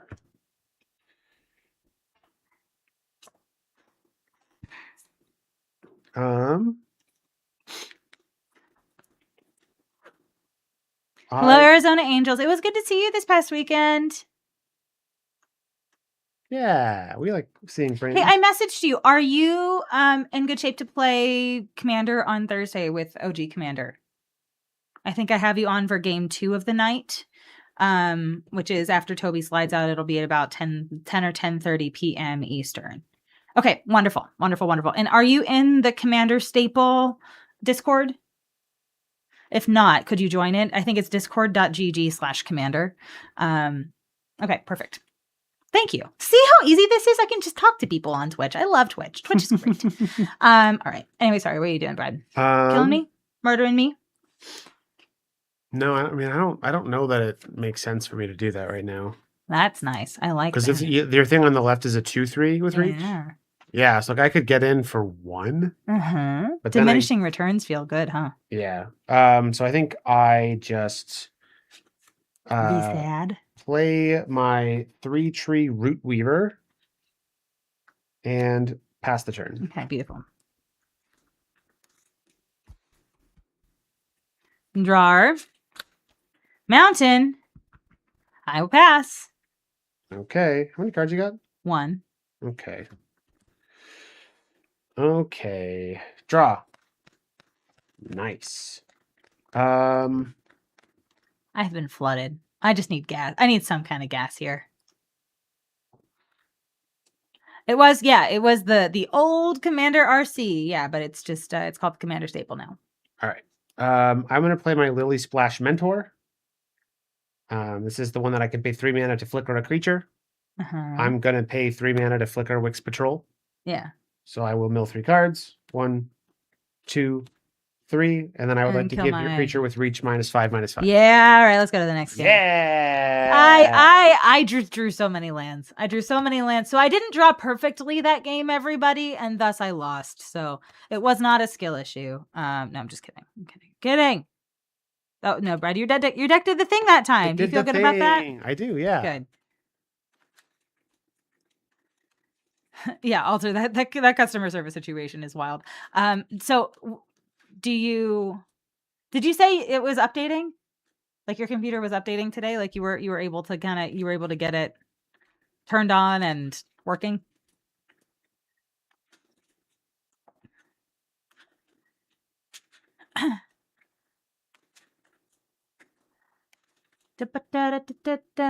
You're using Friday right now. Very nice. Very nice.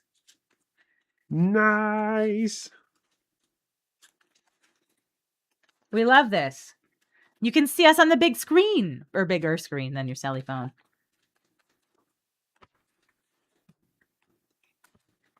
All right, Brad, how do you feel about this last game? Oh, we're cruising through this. It's only 11:30. You're going to go to bed at a regular time tonight. I just might. Wild. Just might. My god. It's because I blame your deck. You blame my deck because I'm playing the lizards? Yep. I'm doing the combats. You should already be in bed. Well, we should be too, but we're not. And we're playing Magic instead. Yeah. Cardboard rectangles are fun. And honestly, you could probably stay for the whole thing and it'll be just great. Caps lock is too close to letters, but you will adjust. I understand. Yes. So that's what, 5, 6, 7. All right. I would like to go first this game. I guess you're allowed to do that. I'm going to change my life total back to 20. This is a new Gerudo layout, by the way, y'all. So they have new options, and I don't know if I can show you this from here. But yeah, you can change the settings to like have your bar, your life total bar disappear on hover. So if I like, yeah, you can like, so if you want to maximize game space, or if you're not streaming or something, like you can turn off the bar and you can just like check it whenever you want to, so that you can just have as much game space as possible. I think that's kind of neat. And I also like that it's like pretty transparent, so you can put it over things and it doesn't really bother you too much. But yeah, and you can change if you want it on the top or on the bottom. And so, yeah, you can put that up there if you want to. And I think that's really important. I think that's neat. And that the reason why I think it's neat is, sorry, I'm going to put this back on, is because it lets you, I don't know, I like customizing the layout a little bit because you can like, I don't know. I wouldn't be able to like put a card preview in the middle of the screen if these things were up top, right? So I could put a card preview up here if I wanted to on my layout, like in the middle of our two play spaces. But I couldn't do that if the life totals were up there. So there's still like a little bit of flexibility that offers us. I think it's kind of neat. All right, Brad, I'm gonna keep this starter. I took them all again. Ooh, I like that. Going to 6. You're currently up in Utah. Your roommate at your Airbnb. Your roommate is very cute. Your roommate is Milo. Milo is a cat. Very nice. Ooh, it's a little risque. Little risque. But I'm going to do it. I did this thing where I didn't dry my hair today. So it's just kind of doing... It's just kind of doing whatever it's doing. That's okay. All right. All right, you ready? I'm ready. All right. 1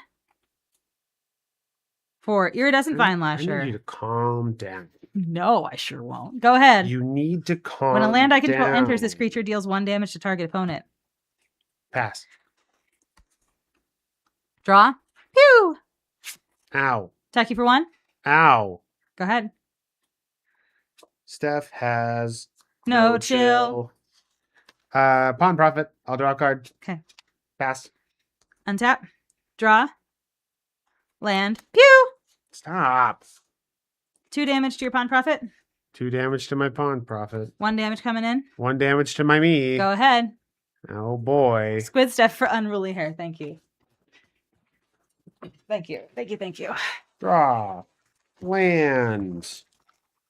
Cliff Top Lookout.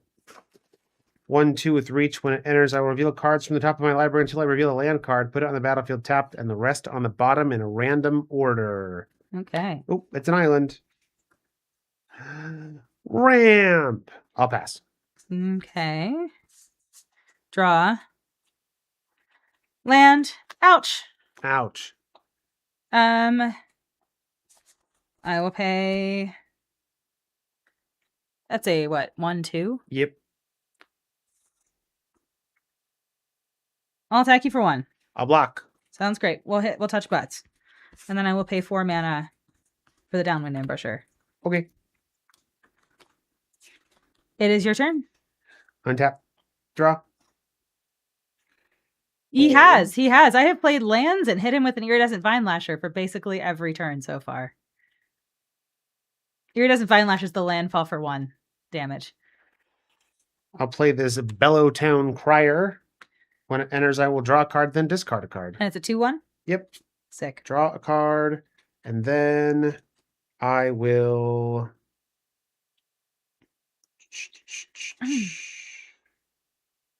discard a card. Then I will play this Uncharted Haven. When it enters tapped, as it enters, I will choose a color, and it taps for a mana of the chosen color. I am going to choose black. 2 lands and 3 chips is only 5 damage. Have we missed something?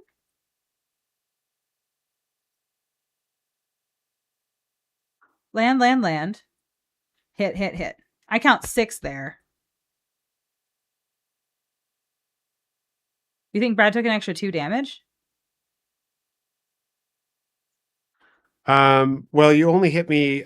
You'll actually only hit me twice with the thing. Okay, so because you I should have 2 blocked more it life then. once. You should have 2 more life Okay. then. Good looking out. I'm glad at least one of us is paying attention. Yeah. That's all I got. Your turn. Okay, untap. Draw. Ping. Ow. I will attack you for 1. That's a 1/2. Yeah. I will block. Sounds great. Go ahead. Okay. And then I will pay 3 mana for it. You have a 1/2? I do. Yeah, we're going to trade. Yeah. Yeah. Okay. And then I will pay 3 mana for the Barkform Harvester. Go ahead. All right. I'm going to flash in this Plume Escort. Okay. Just to have it. All right. Untap. Draw. That's interesting. It's a cool frog. I know I did play a frog.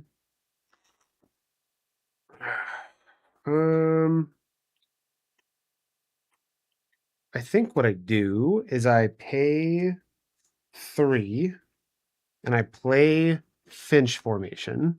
Okay. Then I'm gonna pay a green and I'm gonna cast Longstock Brawl. I will gift you a tapped fish, but I'm gonna put a +1/+1 counter on Finch formation and have it fight your Bark Form Harvester.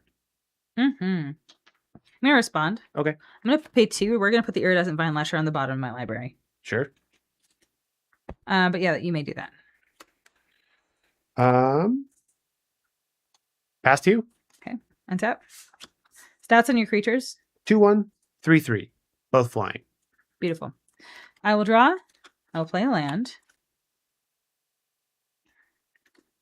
I will pay 5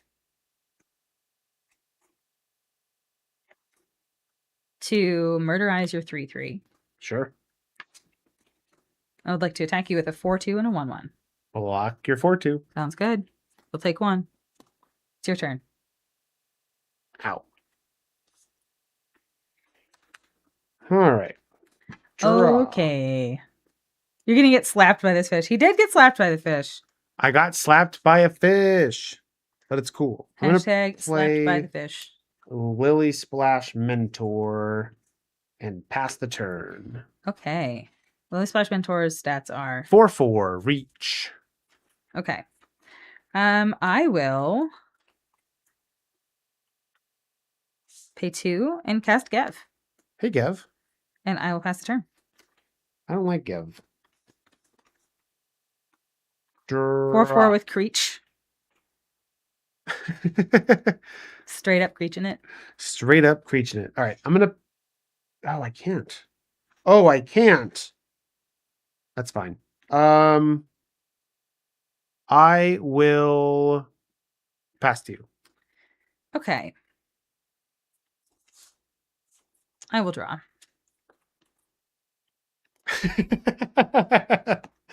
I have been fingered tentacle. Beautiful. For saying I don't like Gev. So you have a 4/3? 4/4. 4/4. Okay.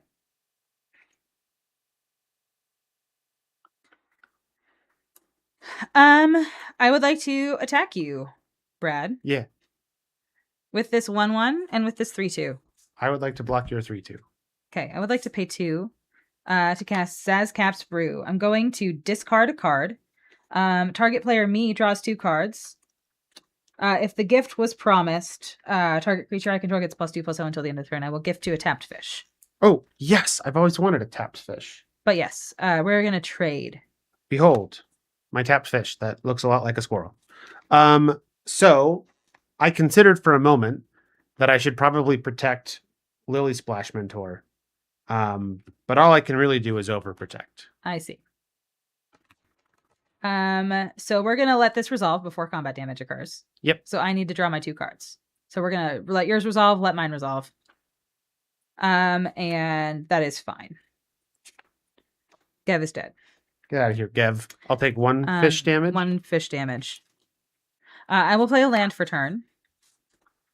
I will pay 5 for the Glide Dive Duo. When this enters, you lose 2 and I gain 2. Oof, don't like that. And I will pass the turn to you. Blore the Impervious. He's a perfect baby, Brad. Blore the Impervious. Blore's defenses are impervious, says Blore the Impervious. That's like, I don't know if you watch Invincible, but it's the thing they do with the title card. Uh-huh. Draw. I am cardless, chat. I am cardless. Bam. Fountain Port Bell. Then put this over here. When the Fountain Port Bell enters, I search my library for a basic land and I put it on top. I'm gonna get this forest. Okay. I'm gonna give the chat what they want by shuffling with these fingy tentacles. Mm-hmm. Good man. Good man. There we go. I'm a squid all by myself. I don't need Brad's help to be a squid. hit that fountain port bell to make sure you get notified. Got to know when we go live. All right, so this is going to go on top, but then I'm going to pay this the swamp mana to The swamp sacrifice mana? my fountain port bell to draw the forest. I'll play the forest. Mhm. I'll pass the turn. Okay. You don't have reach? I do have reach. This Oh. 4/4 has reach. That's a Frog in it. I'll pass. Oh, sick. Untap. Draw. I will pay 6. Nailed it. Play Wix Patrol. Uh-huh. When it enters, I'll mill 3 cards. 1. Oh no, Glarb. See you later, Glarb. 3. The greatest mana value among cards in my graveyard is 3. So I would like to give your flyer -3/-3. Yeah, that's a good card. And then I want to go to combat. Yeah. And I want to attack you with a fish that looks a lot like a squirrel and a frog that looks a lot like a frog. All right. I think I'm going to go ahead and we're just going to trade fish. I think that's probably because I'm not attacking with this. Okay. And so we'll trade fish and I'll take 4. Pass to you. All right. I will pass the turn. Oh, the drama.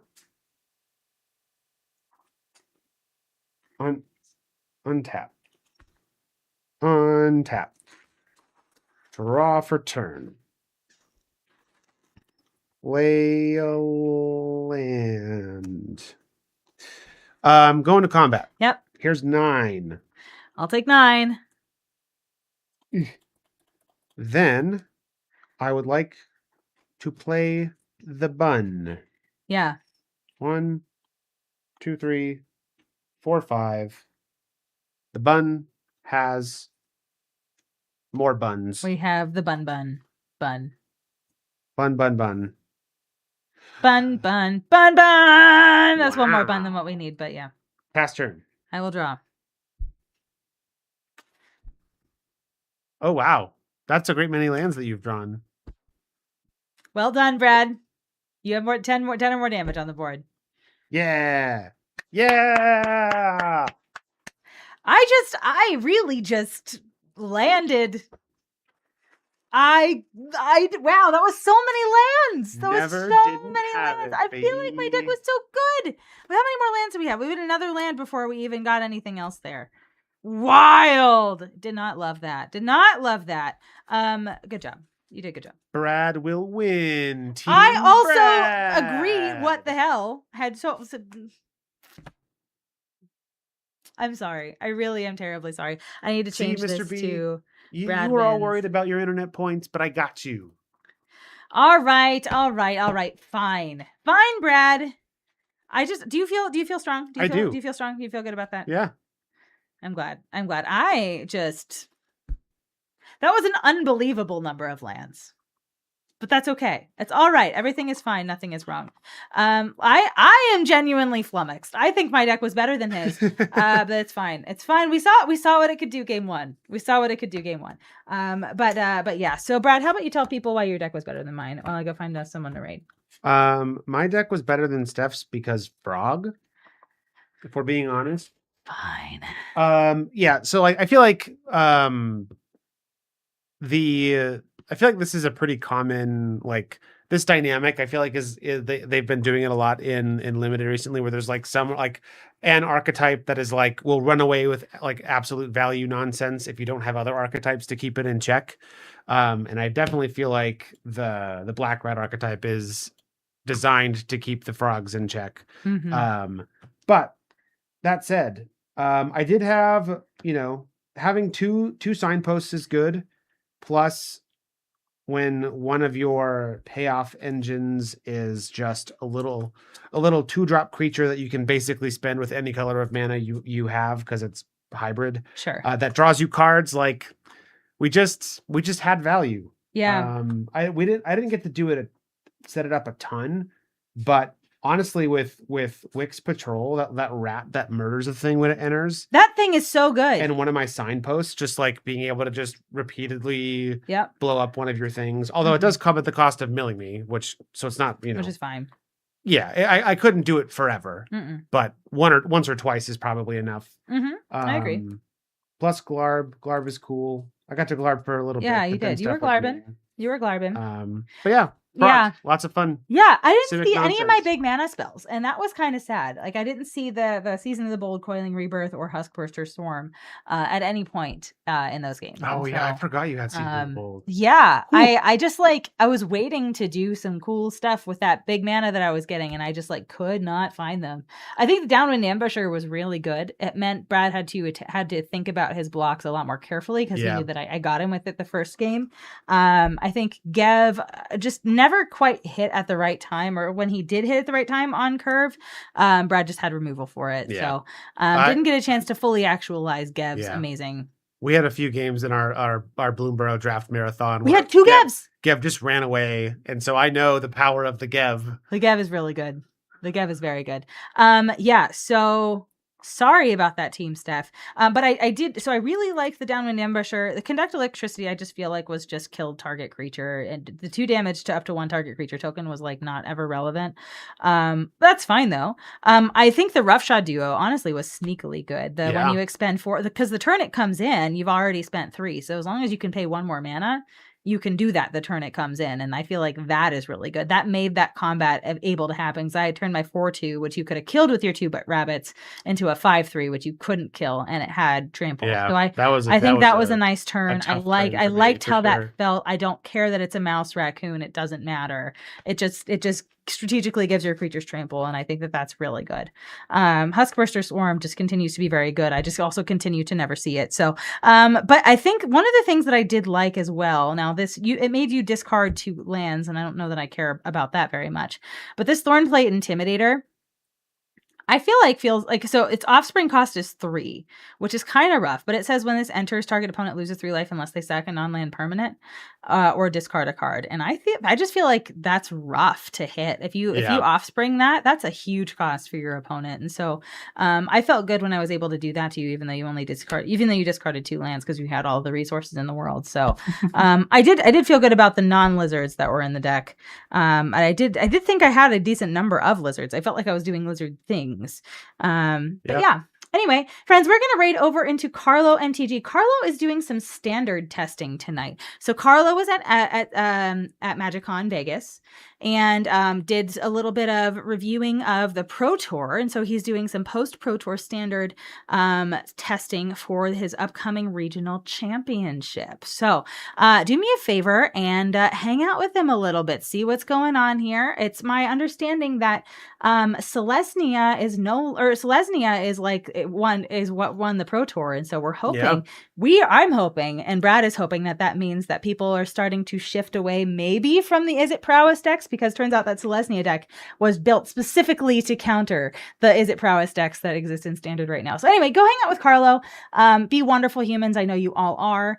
We would absolutely love to see you back here again on Sunday. Please come see us on Sunday night. I don't quite know what we're playing. I feel like maybe Edge of Eternities. That seems kind of fun to me. We like Edge of Eternities. Does Edge of Eternities sound good? I feel like it probably sounds good. So I'm going to, so we'll send you over to Carlo, do some Edge of Eternities on Sunday. And we will see you then. Thank you all so much. It was great seeing you again. I'm sorry I got land flooded, team Steph. We'll get him next time.